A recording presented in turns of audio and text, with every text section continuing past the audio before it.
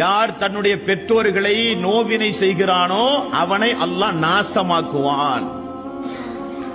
ஏன் பெற்றோர்களுக்கு அவ்வளவு ஒரு அந்தஸ்தை இஸ்லாமிய மார்க்கத்தில் சொல்லப்பட்டிருக்கிறது? 17வது அத்தியாயத்தின் 23வது வசனம், வக்கலா ரப்புக அல்லா தஅபுது இல்லா இய்யாஹு, நிச்சயமாக அல்லாஹ் உங்களுக்கு கட்டளையாக பிறப்பிக்கிறான், அல்லாஹ்வை தவிர வேறு யாரையும் நீங்கள் வணங்கக்கூடாது. வபில் வாலிதைனி இஹ்சானா, உங்களுடைய பெற்றோர்களிடத்திலே நீங்கள் நீதமாக நடங்கள். இம்மா எபுலு அன்ன இண்டக்கல் கிபர் அகதுகுமா அவு கிலாகுமா ஃபலா தக்குல்லகுமா உஃபிம் வலா தன்ஹருகுமா, உங்களுடைய பெற்றோர்கள் முதுமை வயதை அடைந்து உங்களிடத்தில் அவர்கள் இருக்கும் பொழுது அவர்களை சீ என்று கூட நீங்கள் உதாசீனப்படுத்தி விடாதீர்கள். முகம் சுளித்து அந்த பெற்றோர்களை நீங்கள் பேசி விடாதீர்கள். அந்த பெற்றோர்களிடத்தில் நீங்கள் நீதமாக நடங்கள். அல்லாஹ்வுடைய கட்டளை 17வது அத்தியாயத்தின் 23வது வசனம். ஏன் அல்லாஹ் அப்படி பெற்றோர்களை உயர்த்தி சொல்ல